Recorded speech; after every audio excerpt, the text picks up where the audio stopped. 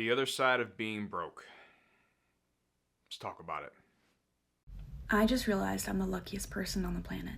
I own a rental property, a 4-bedroom, 2-bath, 2-car garage with a pool, okay? I've had it rented out for 12-ish, maybe 13 years. I have it set on auto debit for my mortgage on it, and I've always had a rental income, and I've always had a management company, so I always had the management company income come directly into me, and my mortgage payment automatically go out, and I literally never check on it. I just know that it's making money, and I'm just kind of like, let it be. Well, I was curious what my payoff was, and I was thinking I'm probably around 100,000, my payoff now. So I looked it up.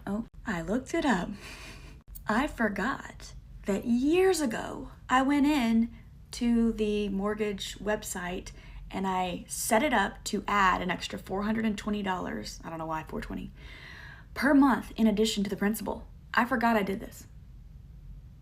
And my payoff is $2,600. I could pay it off right now and own this house outright. So, moral of the story, go in and add additional principal to your note and your house will be paid off fast. That is the true power of real estate, people. When you own a rental property that's generating income that you can turn around and use to pay off the debt on that mortgage. See, there are 3 ways you can generate income whenever you're investing in real estate. The first one is through cash flow, right?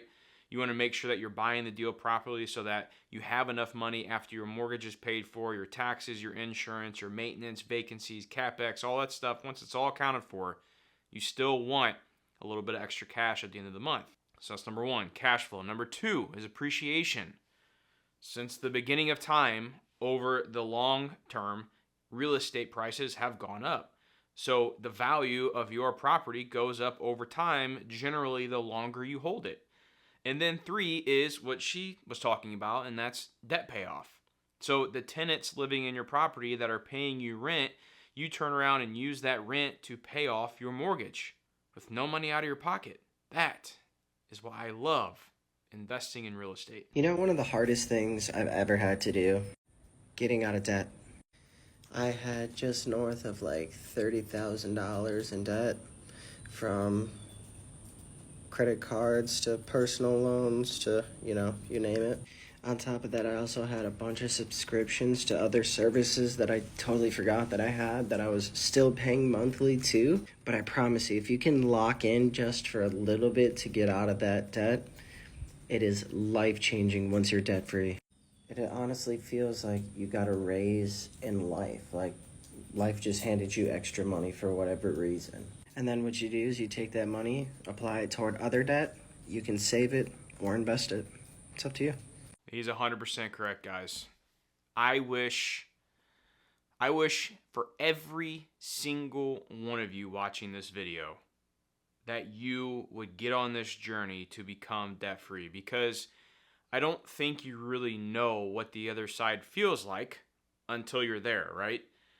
And I also will say the journey to becoming debt-free, you really do learn a lot about yourself financially, because you're made to have to pay attention to where you're spending your money. So you start to learn, wow, I spend a lot on going out to eat, or I spend a lot on my car payments, or whatever it is. You'll find out a lot about yourself that you probably didn't know before. And then not only is it, the greatest feeling alive, and it's not having to worry about paying anybody else any money.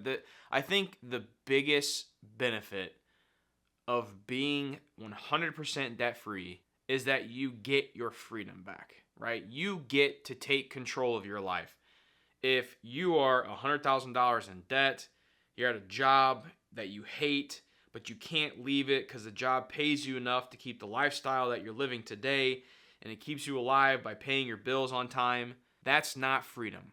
Freedom is whenever you're at that crappy job, but you have no, debt payments, no bills to worry about besides keeping lights on or whatever it is, that you can go choose to maybe go into a completely different industry, right? Now you're in a different industry. Maybe you have to take a little bit of a pay cut because you don't have as much experience, but you have the freedom to do that because you don't owe anyone any money. That is true freedom. The year that I decided to start building my own long-term wealth. I don't know why it took me so long, but here's exactly how I'm doing it. So I've had this account for a little while, but my high yield savings account is where a majority of my emergency fund and my checking and everything like that is sitting in an account that's high yield, because if you're gonna have money sitting in your account, you might as well get better interest for it. But new things that I've done, I opened up a Roth IRA this year and maxed it out. So that's going to kick off the retirement fund, and then the emergency fund is going to stay in the high yield savings account. And then something I did tonight, which I think was a pretty big step for me, was opening up my own brokerage account. So my Roth IRA and my brokerage are both through Charles Schwab. There's no particular reason for it. I just like having everything in one place. When I opened up my Roth with them, I decided to also just do my brokerage account with them. I want something that's long-term. I can just sit and do the work essentially by itself. Short-term investments are not something I'm quite comfortable with because I'm afraid of just essentially losing the money. Now, in terms of what I went for, these are the 3 that I put money into equally. So this is the first dividend equity ETF that I did. You can see the reasons why, what it's good for. You'll see, particularly with all of these, it's just stable, passive income, and there's not a lot of risk, which is what I wanted. Again, the next one, you'll see long-term growth, good performance, not a lot of risk. And the last one here, reducing overall reliance on the US economy. Just, it's gonna sit there, do its job for me, and I don't have to worry about it. Now, in terms of what I'm doing next as far as using my money for growth, I am very interested in learning about trading futures versus options, and might look into some classes about that. There's one particular coach on here that has a class. I think it's Crystal Academy. And I want to try that out just to see what happens. So that's what I'm doing right now. We'll see how it goes. Absolutely love this video. And here's the problem. When I found this girl's clip, it had maybe like 20 likes. This is one thing I hate about the content creation area is, like, obviously, you know, bad news sells, crazy headline sales. Whenever, you know, that's what gets the views. And then if I would make a video about your top 3 ways to invest, or, you know, what is a Roth IRA account and why is it one of the best investing vehicles, that's a way long title, but you guys get what I'm saying here. That doesn't get pushed out. People aren't wanting to watch that content because it's not entertaining, but what it is it's going to better your financial future massively. Now, for those 3 accounts, real quick, high yield savings account. It's basically like a glorified savings account where you keep your money in this account and it earns interest. You're going to earn anywhere from probably 3 to 4% as of right now. And that does change all the time based on where the Fed's rate is, as well as which type of high yield savings account or who you choose to go with. Some banks give a little bit more than others. Now, that money is there to sit. It's a safe place to sit your money, and it's earning interest, you know, instead of sitting in your checking account, not doing anything. It's actually going down in value because it's cash. The next one is probably one of my favorite, and one account that I recommend to all of my personal friends and family, and that is a Roth IRA. A Roth IRA is a retirement account. What happens is you put your post-tax earnings, your post-tax income, into a Roth IRA account. It is a retirement account, so you're not really supposed to pull the money out until you're 59 and a half. But the real cool part about the Roth IRA is that money grows tax-free, right?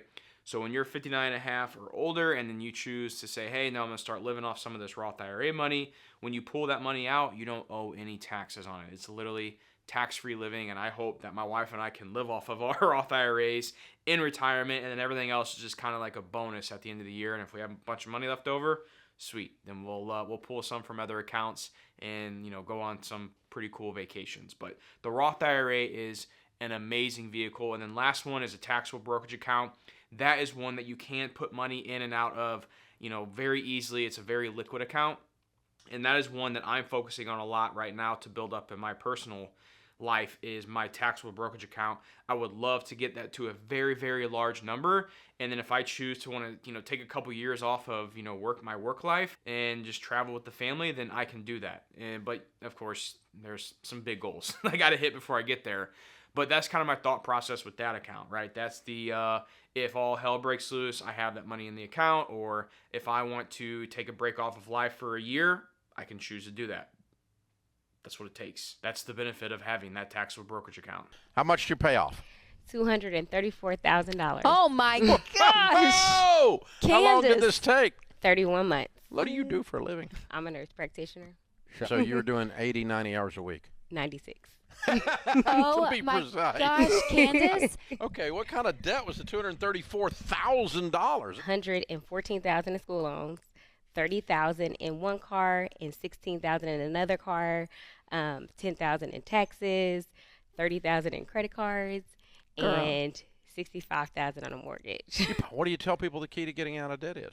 Always knowing that you have to sacrifice, learning the aspect of delayed gratification. How you feel? I feel free. All right, Candace from Indianapolis, $234,000 paid off. Count it down. Let's hear a debt-free scream. 1, 2, 3. I'm debt free!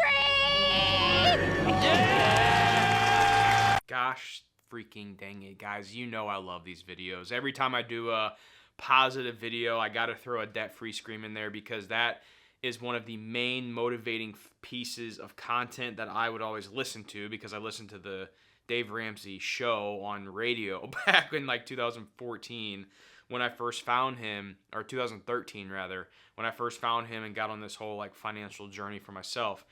That right there, like seeing other people win, I think is what puts it into perspective that, hey, if this person can do it, why can't I?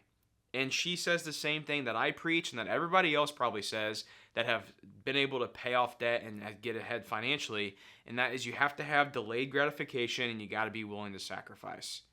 If you can do that, guys, you can do anything. You just have to be able to do that, and most people, they can't. It really is sad when you think about it. Most people just can't do those two things alone, and they'll never get ahead financially. But when you see everyday people kicking you know what with money, there is nothing more motivating to get you back on track and getting ahead with your finances. Financial freedom means something different to everyone, but for me, that meant reaching a certain level of net worth in my life that I felt comfortable, never ever having to work for someone else again. So at age 28, I had reached that milestone. I had purchased 2 real estate properties. I had a good load of stocks and savings that I had kept and really prepared for that moment. Because around my mid-20s, I started realizing that working for someone else was not all that enjoyable. What I saw in the corporate world made me crave freedom more than anything, especially as a working woman. I saw things specifically in a female light of, well, what if one day I want to have kids? I don't want to be working a W-2 job. Like, you see how hard these people have to work, come into the office 5 days a week. Remember, I started my sales career in a time in the world where there was no such thing as remote work. So at that time, I realized I don't want to work for other people for the long haul because that sucks. It sucks for so many reasons, especially if you're a woman in sales, but that's a different topic for a different day. My point here is that dream of freedom drove me to seek it through financial means in terms of building up net worth. Building up net worth is the fastest way to actually claim freedom over your lifestyle because then you can choose how you want to live your life. So because I had real estate assets, because they were real estate assets that were rentals, I was able to have some sort of way to sustain myself as I figured it out. Because obviously being self-employed and living on your own without a job is its own very interesting dynamic. And of course for me, I don't want to stop at just like 1 million. It's certainly not my best work. I have a lot more millions that I can make, potentially 7 to 8 figures, 8 to 9 figures by the end of it all, right? By the time I die, assuming I can live past the age of 70, I hope to be at least in the 8 to 9 figure range, right? To get to that range, obviously the first step is leaving behind a job. So for me, financially free means I can afford not to work, but that doesn't mean I'm gonna retire and sail off into a van. That's why I don't really resonate with like the traditional FIRE movement. I actually want to keep working. Like, I don't want to retire early. I want the financially independent part, but I don't want to retire early. I'm just getting started. That's me, right? I love the FIRE movement. I have been a big proponent of the FIRE movement for the longest time. There's certain things about the community that's just a little different than kind of how I would like to operate on my financial journey. But the FIRE movement is a wonderful, wonderful community that I would love to be a part of. Now, what she says is she's like, you know, instead of just stopping my entire life and going to live in a van down by the river, which is, I feel like a lot of the FIRE community, I used to be that. I used to be that. And then until I actually took a break off of like my working life, I found out how mentally stressful that was for me because I am a pretty motivative, go-getter type person. That's my personality. I want to keep working. I want to keep striving for more. That's kind of how I've always been. Now, don't get me wrong. I like taking my breaks every now and then, and I think that's that's needed. But I don't think I'll ever just like completely stop working until I get to like an older age where I'm like, okay, I'm I'm ready to maybe shut it off for a little bit. But for the next 30, 40 years of my life, if I'm blessed enough to be able to live that long, I want to keep working. I want to keep growing. I want to keep trying new things. I want to take on maybe a little bit more risk as I get more financially stable. That's the ultimate goal for me. Now, the ultimate goal, I think, for everyone should be financial freedom, but that looks different for everyone, how they want that to set up.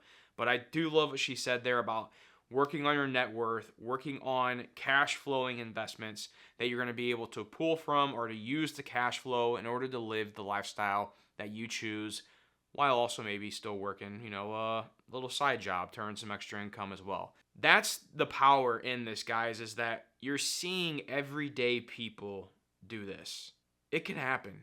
It can. It just takes you to actually wake up every day and work towards that, because no one's going to do it for you. So if you truly want to live a life of financial freedom, you have to be the one to put in the work and also to educate yourself on how you want to get there.